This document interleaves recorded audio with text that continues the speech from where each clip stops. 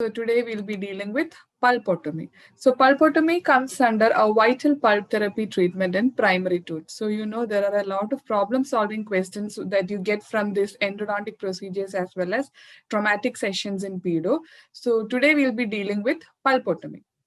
So what is actually pulpotomy?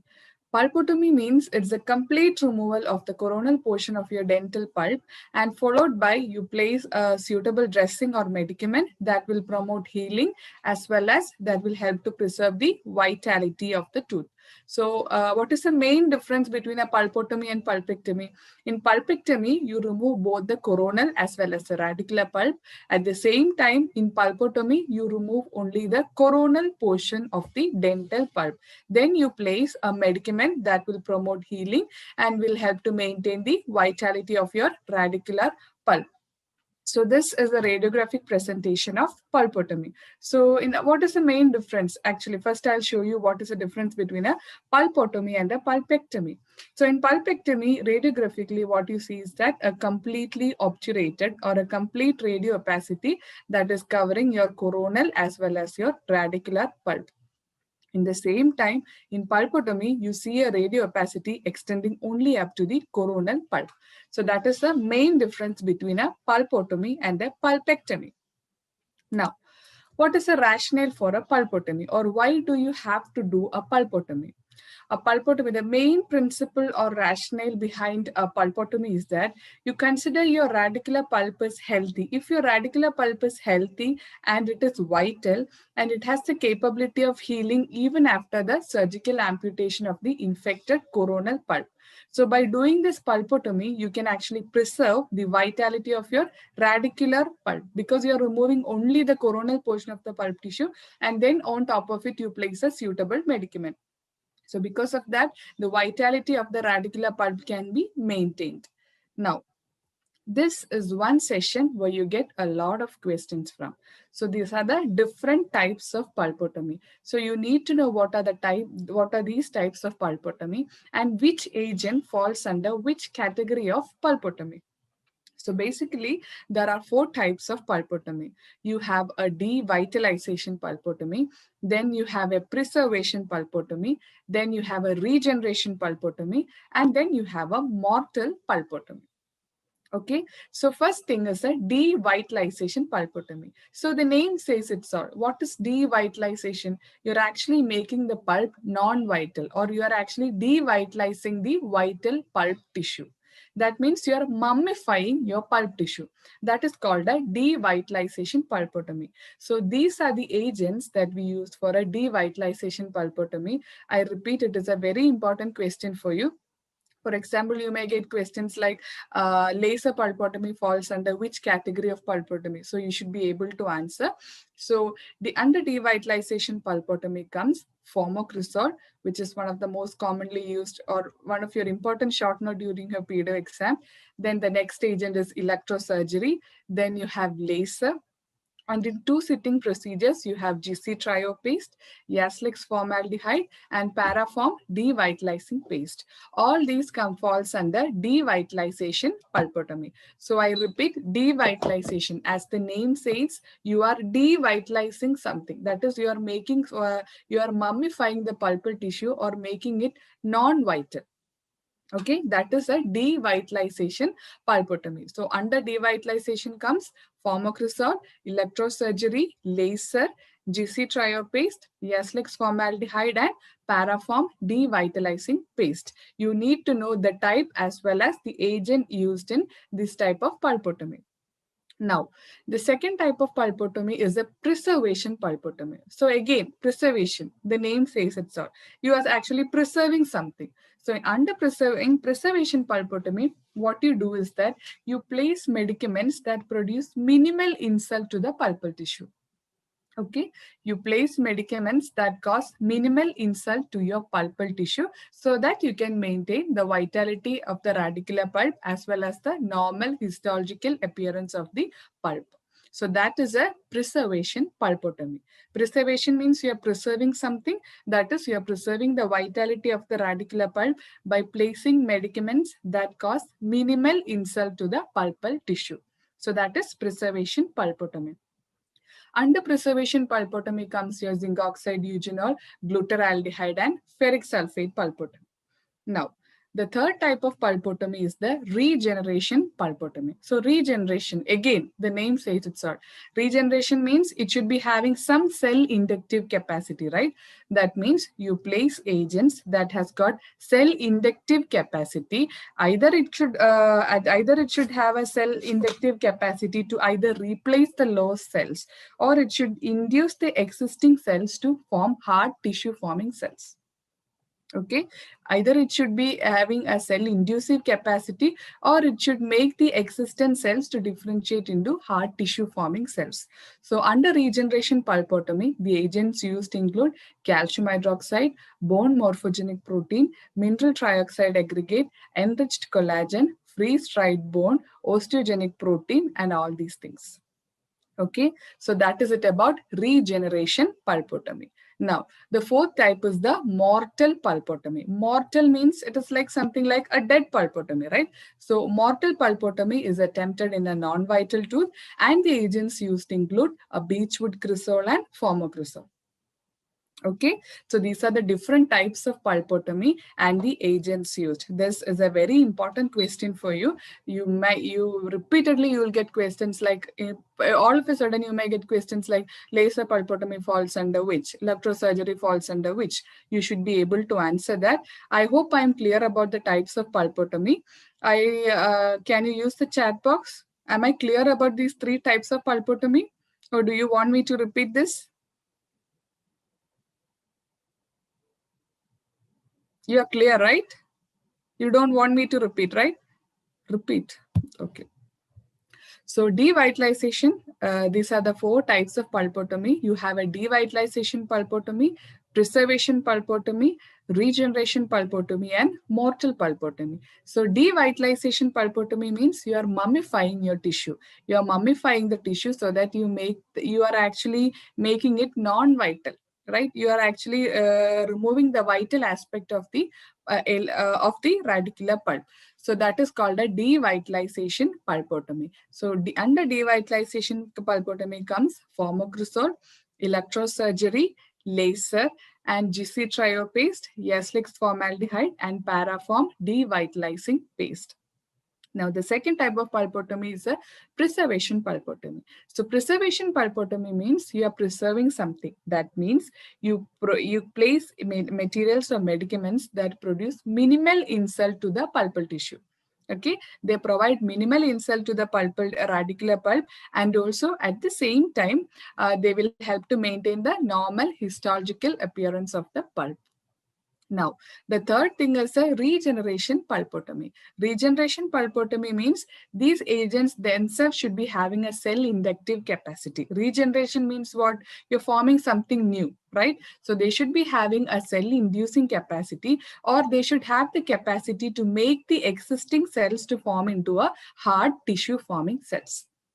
So that is regeneration pulpotomy. So the agents used is important. Under regeneration comes your BMP, MTA, enriched collagen, freeze-dried bone, etc. And under preservation pulpotomy comes glutaraldehyde, ferric sulfate, which are the most commonly picked up questions.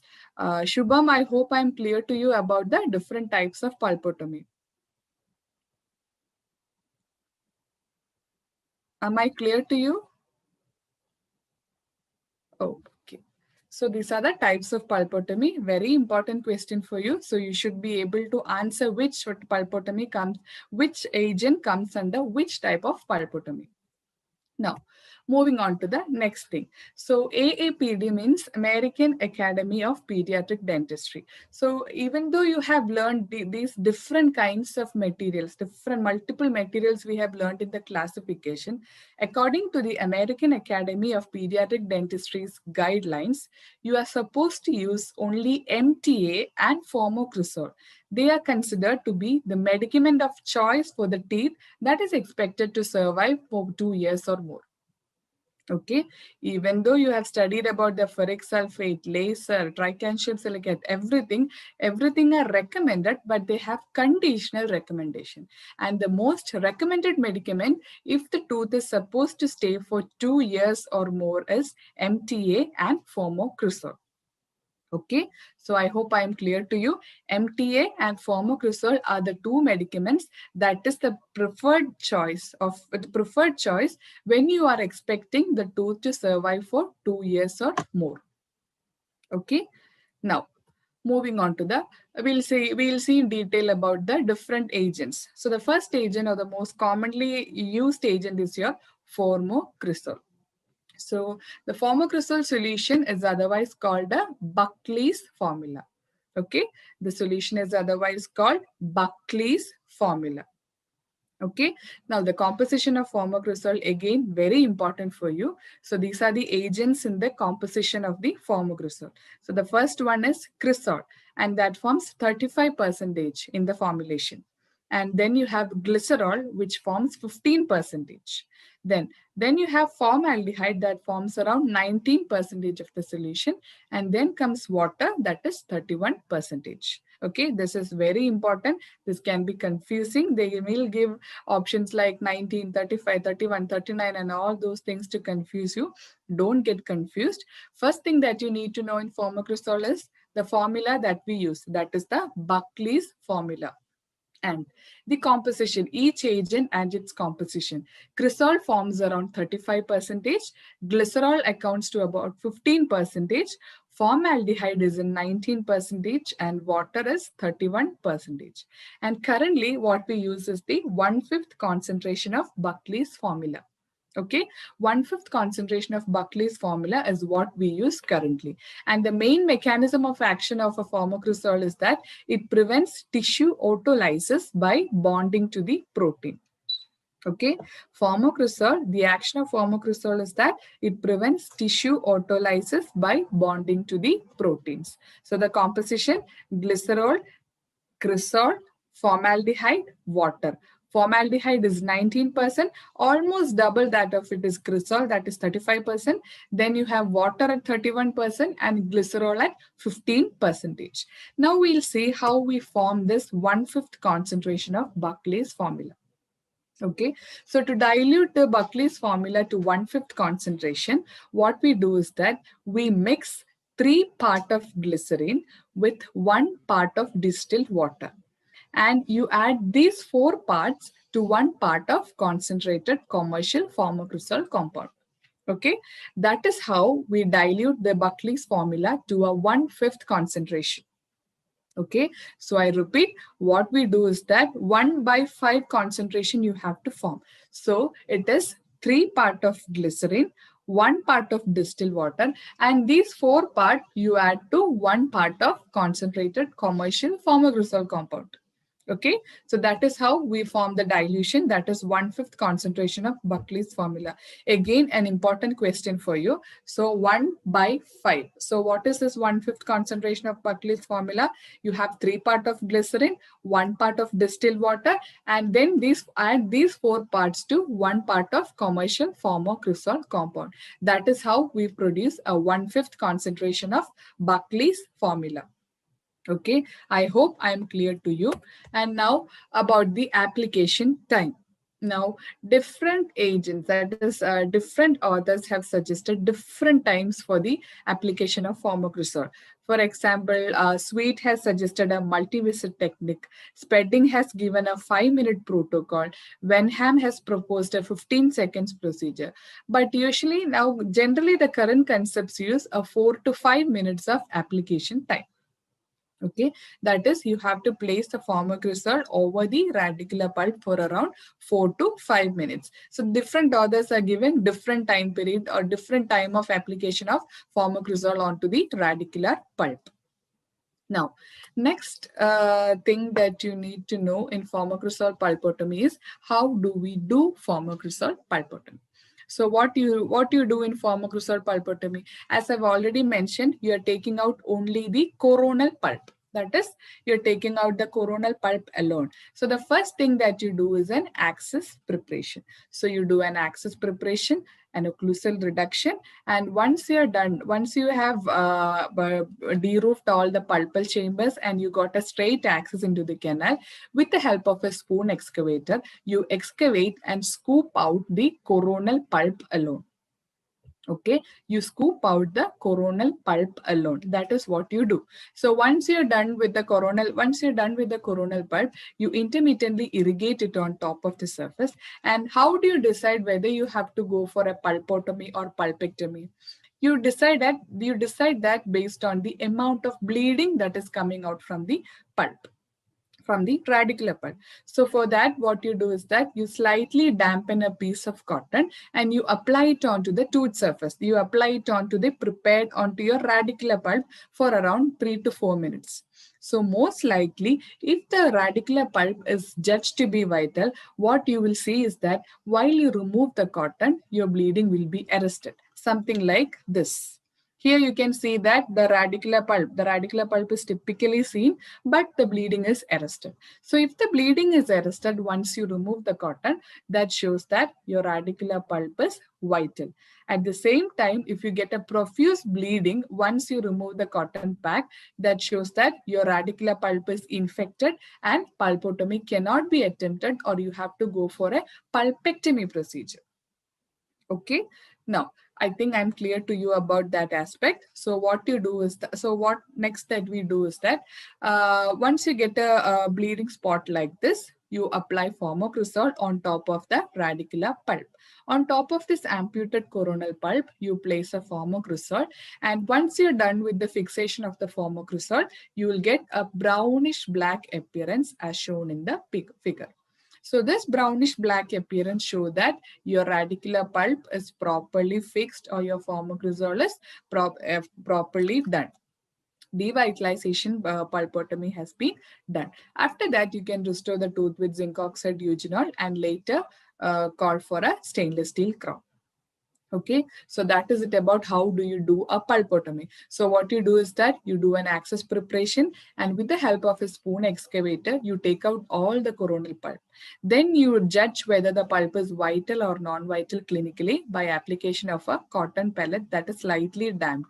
You place that cotton pellet onto the radicular pulp that you see onto the radicular pulp, and if you normally if the pulp is supposed to be vital or if the radicular pulp is vital, within 3 to 5 minutes the bleeding will be arrested. But at the same time, if you get a profuse bleeding or a dark red kind of hemorrhage you see, that shows that your radicular pulp is infected.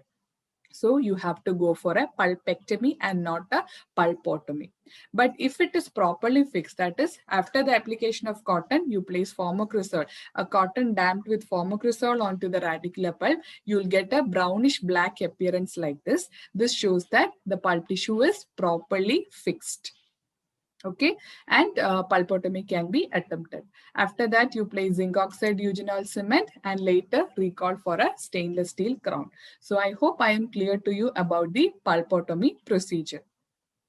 Now, the next thing, radiographically, what you see is that, as I've already shown in my first slide, radiographically, you will see a radio opacity that is extending into the orifices of your root canal.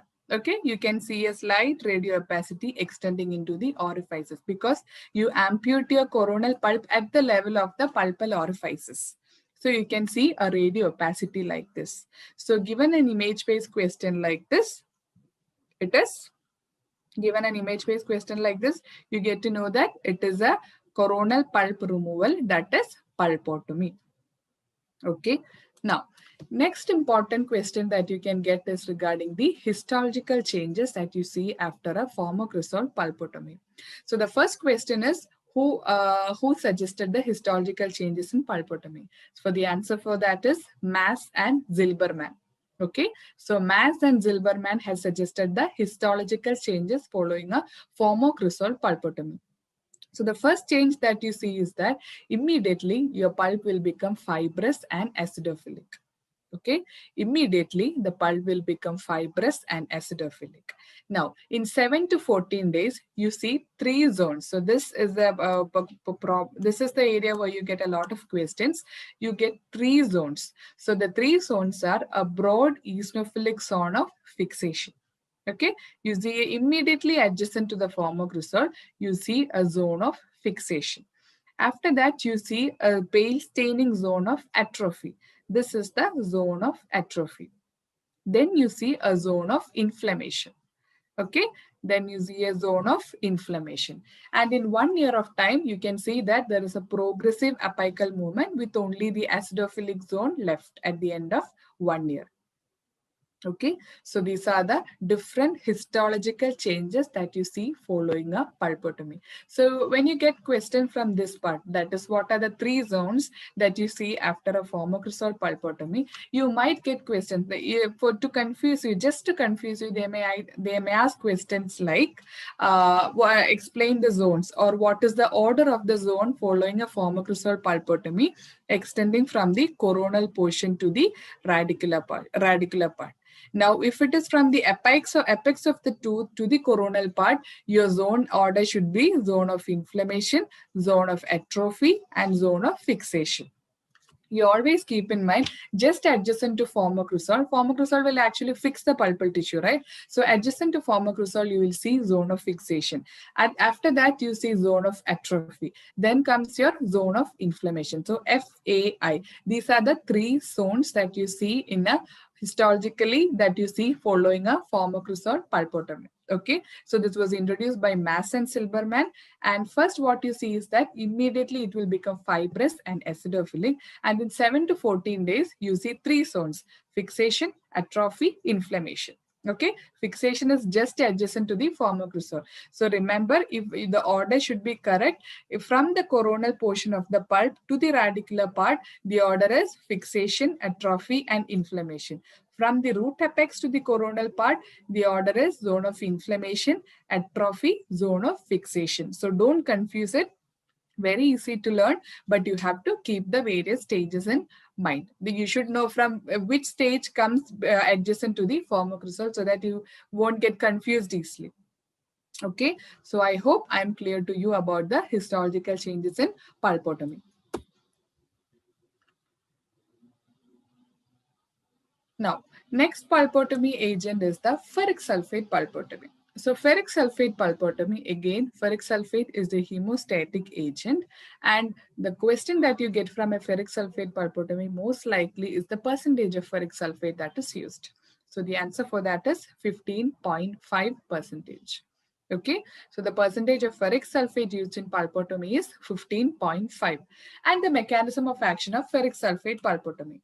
The mechanism of action of ferric sulfate pulpotomy is that it forms a metal protein cloud at the surface of pulp stem. Once it forms a metal protein cloud at the surface of the pulp stem, that will act as a barrier to irritating component. Once you form a barrier, you can maintain the vitality of your radicular pulp. Okay, so ferric sulfate pulpotomy is a hemostatic agent and the percentage used is 15.5%. Now you tell me, ferric sulfate pulpotomy comes under which type of pulpotomy? Ferric sulfate pulpotomy comes under which type of pulpotomy? Use the chat box and tell me.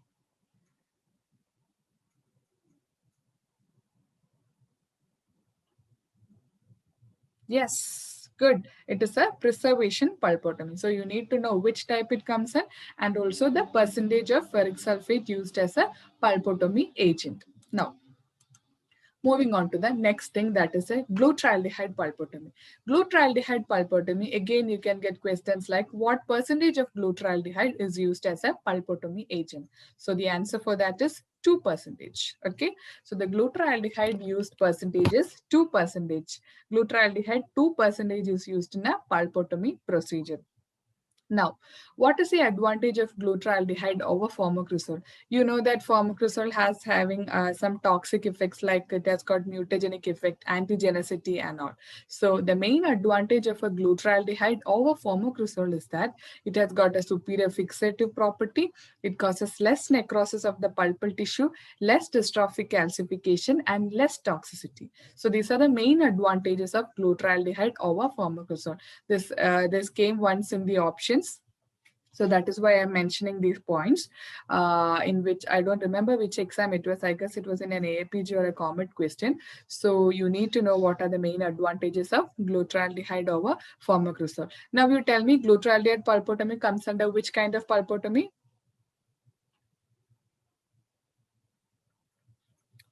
Glutaraldehyde pulpotomy comes under which type? Yes. Again, glutaraldehyde pulpotomy comes under the preservation type of pulpotomy. So that is why it causes preservation means what? You produce, you keep medicaments that produce minimal insult to the pulp tissue. That is why it causes less necrosis, less dystrophic calcification, and all those things. Okay. So that is it about glutaraldehyde pulpotomy. Now, moving on to mortal pulpotomy. So what do you mean by a mortal pulpotomy? Mortal pulpotomy means a non-vital pulpotomy. So actually what we said is that pulpotomy is a vital pulp therapy procedure, right? So if the tooth is non-vital, why do you have to do a pulpotomy over a pulpectomy? Actually, the treatment for a non-vital tooth is pulpectomy. But if the tooth is vital, if the tooth is non-vital, in some cases, you do a non-vital pulpotomy or what you call a mortal pulpotomy.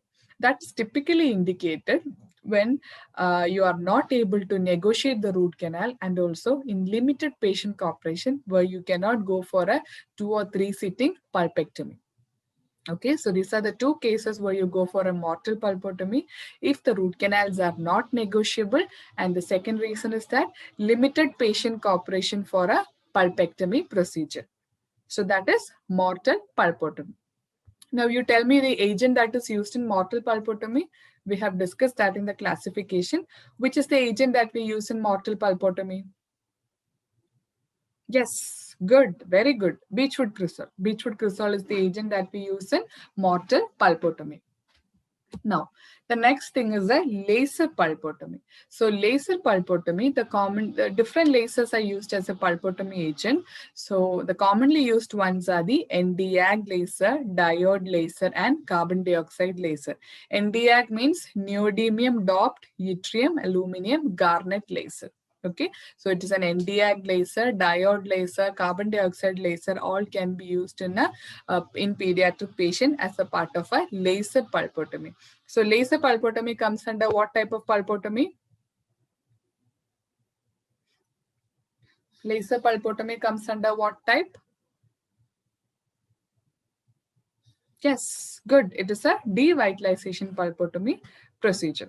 Now, this is a question for you. You can get options like different lasers will be given in the options and which laser is used in pulpotomy. So most commonly used laser is the Nd:YAG laser. Okay, the first laser is the Nd:YAG is neodymium doped yttrium aluminum garnet. That is Nd:YAG, neodymium doped yttrium aluminum garnet laser. Okay, so that is an Nd:YAG laser. Now we will see what are the main indications of a pulpotomy in a primary tooth. So in primary tooth, you do a pulpotomy when even during caries removal, you get a pulpal exposure in a tooth with a normal pulp or reversible pulpitis. So what is the treatment option for an irreversible pulpitis? If the pulpitis is irreversible, you have to go for a pulpectomy. Okay, so pulpotomy in primary tooth is indicated when the caries removal will result in a pulpal exposure in a tooth with a normal pulp or in a tooth with a reversible pulpitis. Or you can give it following a traumatic pulpal exposure. And also when there is no radiographic sign of infection or pathological resorption. So these are the cases where you do a pulpotomy in a primary tooth. Okay, now we'll see where you do a pulpotomy in an immature tooth. So in an immature tooth, you have a partial pulpotomy for caries exposure, then you have a partial pulpotomy for traumatic exposure, and then you have a complete pulpotomy. So these are the three types of pulpotomy that you attempt in an immature tooth.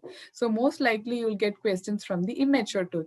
You might have already read in your dental pulse and all, like say some 5 hours ago, a patient 7-year-old came up with a trauma. What is the treatment options like that? So many questions can come for your exam from this portion. So listen carefully. Now we'll see each in detail. Now, in the case of a partial pulpotomy for a caries exposure, what you do is that a partial pulpotomy is attempted only if the pulpal bleeding is controlled within several minutes. I have already mentioned if the bleeding, if the pulp or if the radicular pulp is judged to be vital, then you will be able to control the bleeding. Okay, so in that case, you go for a partial pulpotomy in the case of carious exposure. And partial pulpotomy means you are taking only an amount of a coronal pulp. The rest whole pulp, you are retaining it there. So what is that amount that you take? You take the inflamed pulp tissue, about 1 to 3 mm of inflamed pulp tissue or deeper to reach a healthy pulp tissue. Until you get a healthy pulp tissue, you remove the pulp tissue. So the inflamed pulp tissue, the amount that you remove is around 1 to 3 mm. Okay, partial means you are taking out only some amount of pulp tissue, and that amount is 1 to 3 millimeter.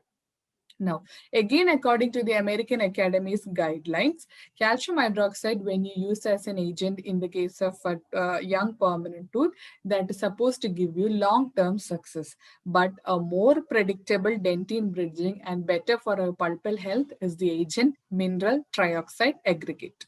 Okay, MTA agent of about 1.5 millimeter thick should cover the exposure and surrounding dentine to produce a more predictable dentine bridging and pulpal health. Even though you learned about different types of pulpotomy materials, the preservation pulpotomy or the regeneration pulpotomy is actually what you attempt for a young permanent tooth. Most likely you go for a regeneration pulpotomy agent. So under regeneration, you have studied many agents and it comes calcium hydroxide and MTA. So as per the American Academy's guideline, the more predictable dentine bridging and pulpal health is better with a mineral trioxide aggregate of around 1.5 millimeters thick should cover the exposure and the surrounding dentine. Okay, so that is about partial pulpotomy for a carious exposure. Now we'll see what is a partial pulpotomy for a traumatic exposure, or what you call a Sweck pulpotomy. Okay, so Sweck pulpotomy, it was introduced by Sweck and Mejar, and the Sweck pulpotomy is the partial pulpotomy for traumatic exposure. So in the case of a partial pulpotomy for traumatic exposure, what you do is that, again, partial pulpotomy. That means you're taking only a small amount of infected pulpal tissue.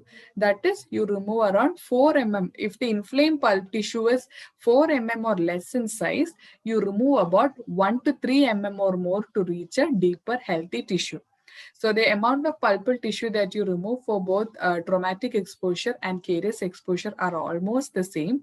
That is, you remove around 1 to 3 millimeter of pulpal tissue until you reach a deeper healthy tissue. So how do you judge that clinically? As I've repeated many times, the bleeding will be arrested. You will be able to arrest the bleeding. Once you are able to arrest the bleeding with a dampened cotton, that shows that your radicular pulp is vital. Okay, now literature says that a Sweck pulpotomy can be completed up to 9 days after an exposure. That is, if a patient comes to you with a trauma, say some 24 hours ago, a patient reported to the clinic with a trauma, or what is your treatment option? If the options are pointing towards a young permanent tooth, you keep in mind a Sweck pulpotomy can be attempted up to 9 days after a traumatic exposure of your pulp. Okay, after the traumatic exposure of the pulp, it can be attempted up to even 9 days. Up to even 9 days, you can expect that the radicular pulp will be vital. Now, the next thing is a complete pulpotomy. So complete pulpotomy, as the name says, you are removing out the entire pulpal tissue, entire coronal pulpal tissue. So that is typically used in an immature permanent teeth with a caries exposure as an interim procedure so that it will allow the continued root development. That is as a part of your apexogenesis procedure. So that is it about the complete pulpotomy. So you keep in mind, in the case of young permanent tooth, you can attempt a partial pulpotomy, and the amount that you take is about 1 to 3 millimeters of infected pulpal tissue. Okay, that is what you take. So how do you judge whether the pulp is vital or non-vital? Usually with the color and the amount of hemorrhage. If you are able to arrest the hemorrhage and you get a light colored bleeding, that shows that the radicular pulp is likely to be vital. But at the same time, if you get a profuse bleeding and a dark red colored blood, it shows that the radicular pulp is least likely to be vital, and most likely it is involved. Okay, so that is it about the traumatic exposures of the that is it about the partial pulpotomy procedures. Now, In this picture, it briefly describes the various pulpal therapies that can be attempted. So if the caries exposure is approximating the pulp, that is in the last phase of removing the caries teeth, if you suspect that caries exposure will be occurring, so you remove only the infected pulpal tissue and you retain the affected dentine. You remove only the infected dentine and you retain the affected dentine. In that case, the treatment is indirect pulp therapy. Now, direct pulp capping is done when there is an iatrogenic exposure of your pulp. While doing some trauma, iatrogenic means a physician-induced trauma to the pulp, you can do a direct pulp capping. But always keep in mind, a direct pulp capping is contraindicated in a primary tooth, because the primary tooth has got an inherent capacity to resorb. So there are more number of odontoclastic cells than odontoblastic cells. So when you do a direct pulp capping, more number of odontoclasts will be localized to that area and there is high chance of resorption. So that is why a direct pulp capping is contraindicated in a primary tooth. Now, if you remove around the coronal pulp totally, or you amputate the coronal pulp till the level of the root canal orifice, you call it a pulpotomy procedure. Now, if you take out the entire radicular pulp, you call it as a pulpectomy procedure. So these are the various pulpal therapy techniques that you know. Under the vital pulp therapy comes your indirect pulp capping, direct pulp capping, pulpotomy, and apexogenesis. Okay, so that finishes the important aspects of pulpotomy, and we'll have a review to the few questions. Now, the first question. Buckley's formocrystal contains all except.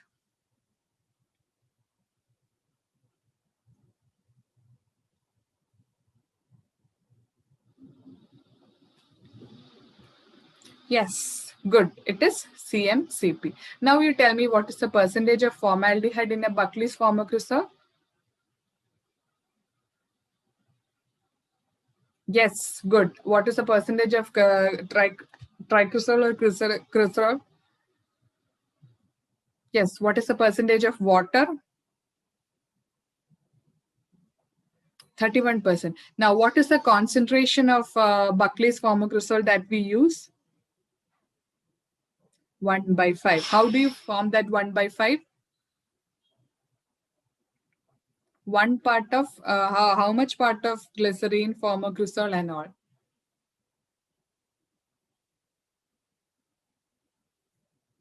Yes. 3 part of glycerin, 1 part of fat, and these 4 part you add how much part of formocrystal? Yes, 1 part of formocrystal. So that is how you form a Buckley's formocrystal solution. So formocrystal comes under which type of pulpotomy? Devitalization pulpotomy. No, formocrystal comes under devitalization pulpotomy. Electrosurgery comes under which type of pulpotomy? Electrosurgery. Yes. What is electrosurgical? Actually, electrosurgical pulpotomy means that you remove, like the other agents, what you do is that you do an access cavity preparation, you take out all the coronal pulp, then you, with the help of an electrosurgical unit, what you do is that you induce coagulation necrosis in that area. And that necrosis will act, that area will act as a barrier in preventing the future inflammation of your radicular pulp. So that is how you do a electrosurgical pulpotomy. And electrosurgical pulpotomy, it comes under devitalization pulpotomy. So I hope I'm clear to you about this question. Now we'll move on to the next question. Now, MTA can be used for.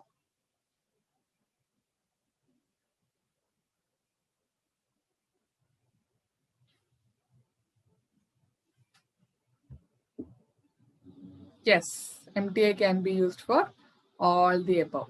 Now, MTA comes under which type of pulpotomy?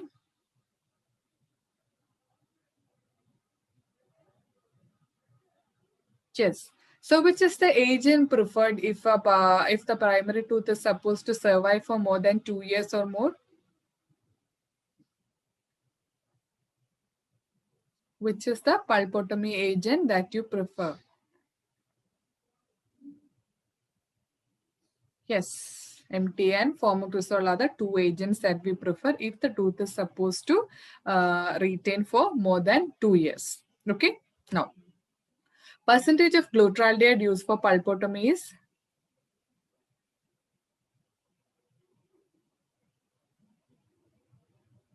yes, very good. The answer is 2%. So you remember glutathione has got certain advantages of over formocrystal. That again is an important question for you. So keep that in mind. Now, all the following materials are used for pulpotomy in primary tooth except.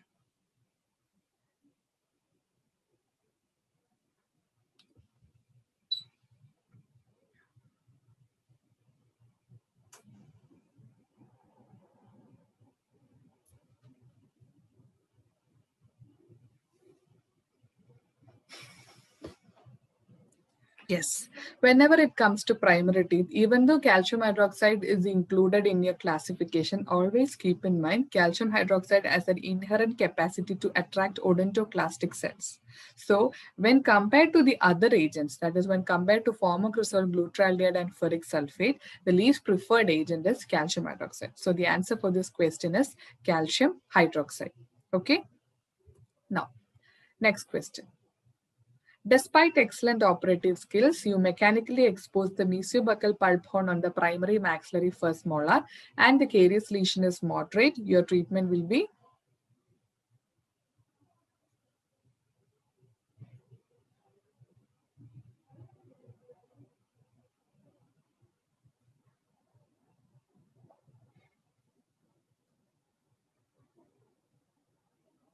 yes, the answer is pulpotomy and SS crown. See, pulp capping with dical means it is direct pulp capping. Direct pulp capping is contraindicated in primary tooth. So the first option is out from the box. Okay. Now you have three more options: pulpotomy, pulpectomy, and extraction. But whenever you have the chance or whenever there is a probability to preserve the vitality of the radicular pulp, your answer should be always that. So that is why your answer is pulpotomy and SS crown is the correct answer. Direct pulp capping is contraindicated in primary tooth. Okay, so that is not the answer. The answer for this question is pulpotomy and stainless steel crown. Now, next question. Indication of formocrystal pulpotomy.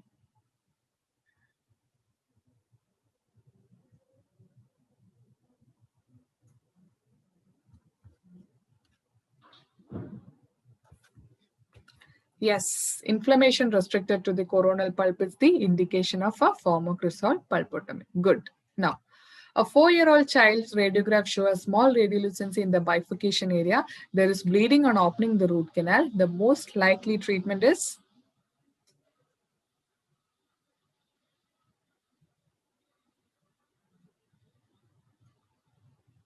read your question. Every word in the question is a clue to your answer. When you get a question like this, every single word will be a clue to your answer. So what is the answer for this question? You keep in mind, radiographically, you can see a small radiolucency in the bifurcation area. That means the pulp is involved, the radicular pulp is infected, or the tooth has become non-vital. And also there is bleeding on opening the root canal. So the answer for this question will be pulpectomy and SS crown. Even though we heard discussion topic is pulpotomy, the answer will not be pulpotomy always. So every single word in these kind of questions is important. So whenever there is there is an irreversible pulpitis or a radicular pulp that is irreversibly damaged, you see a radiolucency in the bifurcation area in the case of a primary tooth. In the case of a permanent tooth, you see a radiolucency in the periapical area. But in the case of primary tooth, you see a bifurcation radiolucency because of the porous pulpal chamber. The inflammatory products can easily pass on to through the bifurcation area. And also there are multiple accessory canals in the primary tooth. That is the reason why you see a radiolucency in the bifurcation area in the case of a primary tooth. So the answer for this question is pulpectomy and stainless steel crown. Now, 5 hours ago, a 7-year-old boy had a fall and fractured his maxillary right central incisor at the gingival level, and the exposed pulp is still vital. Which is the treatment of choice?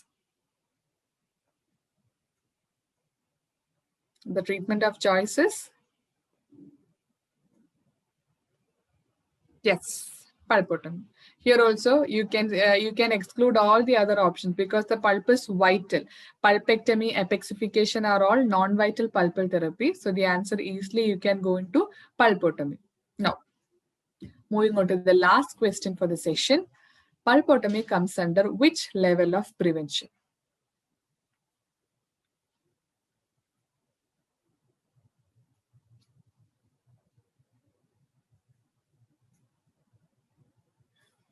No, actually, there are three levels of prevention. So you have primary prevention, secondary prevention, and tertiary prevention. So under primary prevention comes your health promotion and specific protection.